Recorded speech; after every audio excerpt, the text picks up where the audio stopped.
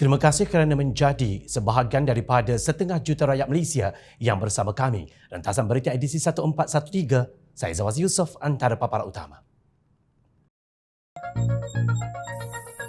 Deep State dan Kudeta pembunuh senyap kerajaan. Fitnah jahat Laut Nasik Sambacol.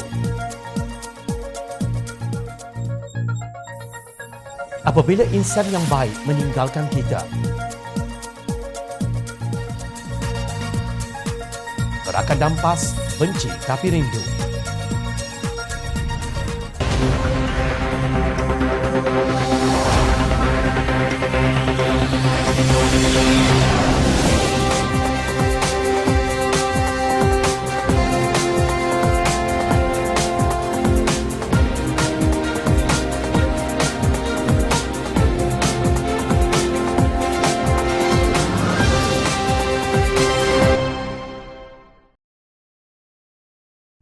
Assalamualaikum dan salam sejahtera.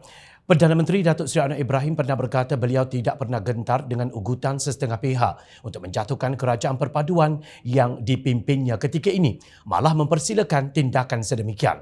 Beliau berkata walaupun menerima pelbagai desakan, tekanan dan ugutan, beliau menegaskan tidak gentar bahkan bersedia untuk menghadapi sebarang serangan yang direncana untuk menjatuhkan beliau.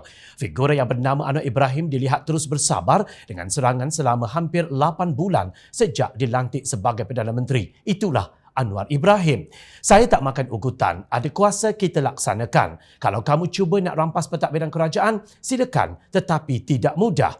Kita siap dengan keris membujur lalu, melintang patah, katanya ketika menyampaikan ucapan dasar Presiden di Kongres Khas PKR Mac lalu. Malah 2 hari lalu, Anwar Ibrahim memberi peringatan bahawa beliau tidak mudah dicah keting walaupun kelihatan lembut mentadbir negara. Anwar berkata beliau tidak akan berkompromi dengan mana-mana pihak yang melakukan kesalahan. Saya okey, kamu nak cah keting, kamu ingat saya mudah untuk dicah keting, katanya semasa berucap pada jelajah perpaduan madani di Pusat Transformasi Ilmu Kampung Cerang Bukit Tiu pada Ahad di Petik, Malaysia kini. Menurut beliau, fokus utamanya ketika ini adalah menyelamatkan negara. Namun begitu, satu kenyataan yang dikeluarkan oleh Maybank Investment Bank dalam email kepada pelanggannya bulan ini yang seolah-olah mengkritik dasar tidak jelas kerajaan baru-baru ini dikongsi secara meluas di media sosial menjadi perbualan rakyat dan pastinya menimbulkan pelbagai persoalan. Ini selepas Ahli Parlimen PAS Bachok, Syahir Sulaiman berkongsi paparan skrin email itu di Twitter. Bagaimanapun penyokong Pakatan Harapan dan Kerajaan mendakwa imej email itu telah diubah suai dan bank pelaburan itu tidak pernah mengeluarkan kenyataan sedemikian. Semakan oleh Jomcheck, sebuah sekutu pemeriksa fakta Malaysia, mendapati imej yang dikongsi oleh Syahir itu adalah sahih. Maybank Investment Bank sememangnya ada menghantar email tersebut kepada pelanggannya pada 20 Julai lalu. Email itu yang menjemput pelanggan ke webinar bertajuk Sentimen Positif daripada Pembentukan Kerajaan Perpaduan tahun lepas tidak akan berterusan ke tahun baru. Dasar PM yang tidak jelas dan ketidaktentuan dalam kestabilan kuasa juga membawa kepada kebimbangan pasaran. Seterusnya, ia menyebut bahawa keadaan akan bertambah baik pada separuh kedua tahun ini dengan bajet 2024 dan pilihan raya negeri mungkin membawa kejutan positif. Kekeliruan mengenai kesahihan email itu berpunca daripada fakta bahawa bank itu menghantar satu lagi jemputan ke webinar yang sama pada 21 Julai. Dalam email 21 Julai itu, kenyataan mengenai dasar PM yang tidak jelas dan ketidaktentuan dalam kestabilan kuasa telah dikeluarkan. Akibatnya, ramai yang mengulas hantaran Syahir dengan hanya merujuk kepada email 21 Julai dan menuduh Ahli Parlimen PAS itu sebagai menyebarkan maklumat yang salah. Syahir dalam ciapannya yang mendapat lebih 54,000 tontonan tidak menjawab tuduhan itu. Maybank Investment Bank ketika dihubungi oleh rakan kongsi Jomcheck pula enggan mengulas. Melalui Jomcheck, rakyat Malaysia boleh mengemukakan permintaan untuk menyemak fakta yang didakwa dengan menghantar mesej WhatsApp ke talian 0174776659. Siapakah sebenarnya dalang di sebalik kenyataan seperti itu? Syahir yang merupakan sekutu PAS atau memang pihak Maybank Investment Bank? Siapa yang benar dan siapa pula yang menyebar fitnah itu merupakan satu petanda yang tidak baik untuk kerajaan. Deep state dan kudeta merupakan satu langkah yang amat berbahaya untuk sesebuah kerajaan dan merupakan pembunuh senyap yang bakal beranapkan. Ia perlu dihapuskan segera hingga ke akar umbi agar peristiwa langkah Sheraton pada awal 2020 tidak lagi berulang. Pembuat kenyataan atau penyebar fitnah sebegini perlu diambil tindakan demi menyelamatkan negara. Jangan biarkan musang terus berbulu ayam. Jangan biarkan duri mencanak di dalam daging dan usah abaikan gunting yang bersedia memotong dalam lipatan. Juga tolonglah jangan sesekali membiarkan api membara di dalam sekam. Noktah. Telunjuk lurus kelingking berkait, lontar batu sembunyikan tangan. Perlu ditegaskan bahawa itu bukan darah yang mengalir dalam kerajaan perpaduan madani. Jika salah, mereka akan mengaku salah dan tidak sesekali kerajaan perpaduan madani akan menuding jari kepada pihak lain demi membela diri. Mereka tidak seperti pihak di sebelah sana yang mana lauk nasinya adalah fitnah dan penipuan.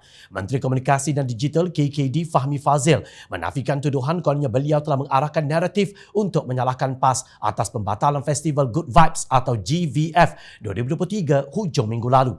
Poster ini adalah fitnah. Saya telah arah pejabat untuk buat laporan kepada MCMC dan PDRM katanya pada hantaran di media sosial. Fahmi turut menjelaskan kronologi kejadian yang membawa kepada pembatalan festival itu. Pada 23 Jun 2023, Puspal telah menolak permohonan penganjur untuk membawa masuk The 1975 atas rekod buruk kumpulan ini di negara lain. Pada 16 Julai, penganjur telah buat rayuan dan jaminan bertulis juga dari manager bank tersebut untuk bertanggungjawab sepenuhnya ke atas persembahan kumpulan ini dan Puspa telah menerima rayuan berdasarkan jaminan tersebut. Pada 21 Julai jam 11 malam, kumpulan 1975 telah berkelakuan sangat biadab di pentas persembahan katanya. Selepas kejadian itu, Fahmi mengecam tindakan ahli kumpulan itu dan menyeru penganjur GVF bertemu dengannya pagi itu. Menteri itu membatalkan festival itu selepas bertemu dengan penganjur pada 10 pagi pada 22 Julai dan berkata penganjur bertanggungjawab sepenuhnya terhadap aksi berkenaan. Tamat mesyuarat jam 1 tengah hari, saya keluarkan kenyataan dan minta penganjur batalkan baki konsert dan cari mekanisme membayar balik refund pada pembeli tiket. Bagaimana pereka poster ini boleh dengan tidak ada rasa takut kepada undang-undang maupun akhirat membuat fitnah secara terbuka seperti ini. Semoga Allah Subhanahu Wa Taala sentiasa melindungi kita dari fitnah dan para pemfitnah, katanya di petik media. 2 hari lalu, Fahmi telah memanggil penganjur Festival Good Vibes 2023 iaitu Future Sounds Asia. Susulan aksi dan kenyataan sangat biadab yang dipamerkan oleh artis dari UK The 1975 di Sepang pada malam tersebut. Turut bersama dalam pertemuan itu ialah Datuk Fauzi Muhammad Isa KSU KKD, merangkap pengerusi JK Puspal serta AJK JK Puspal. Ingin saya tegaskan pendirian kerajaan perpaduan amat jelas. Cara kompromi terhadap mana-mana pihak yang mencabar, memperlekeh serta melanggar undang-undang Malaysia. Justru saya telah mengarahkan pembatalan serta-merta baki festival tersebut yang sepatutnya berlangsung sehingga esok iaitu 23 Julai, tegas Fahmi. Beliau faham keputusan itu akan memberi implikasi kepada penonton yang telah membeli tiket. Sumbangan itu beliau juga telah menggesa penganjur untuk mengenal pasti mekanisme ganti rugi kepada para pembeli tiket. Jom Channel ingin berkongsi kronologi kes Good Vibes Festival dan band The 1975 yang menjadi kontroversi dan akhirnya kerajaan perpaduan madani yang dipersalahkan.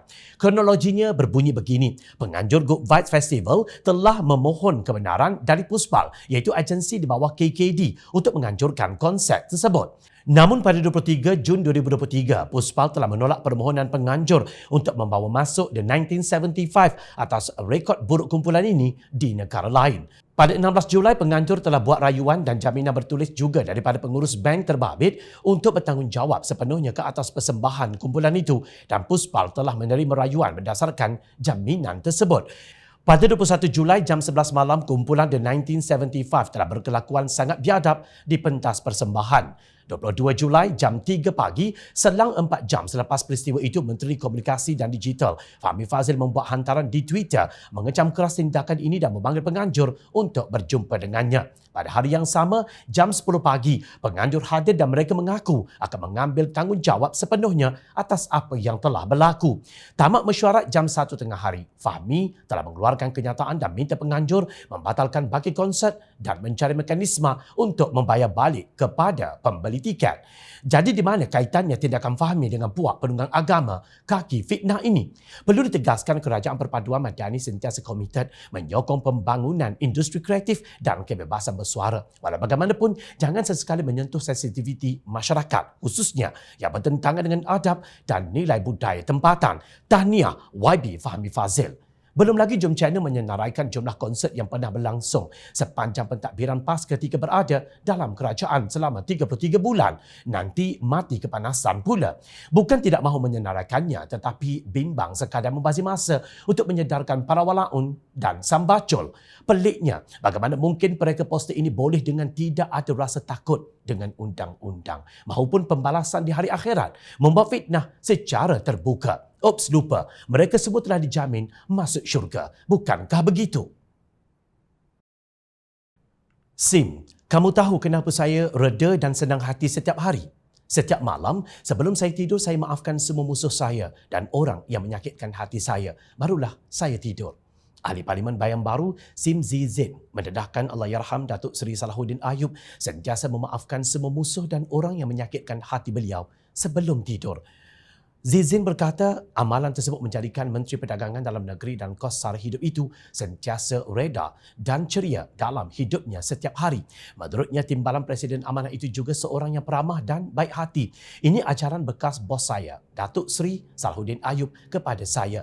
Beliau begitu baik hati dan peramah, katanya dalam satu hantaran di Facebook. Parti Amanah Negara Amanah menyifatkan pemergian timbalan presidennya, Allahyarham Salahuddin Ayub, sebagai kehilangan yang sangat besar buat parti dan tentunya memberi kesan kepada perjalanan kempen pilihan raya negeri PRN di 6 negeri 12 Ogos depan.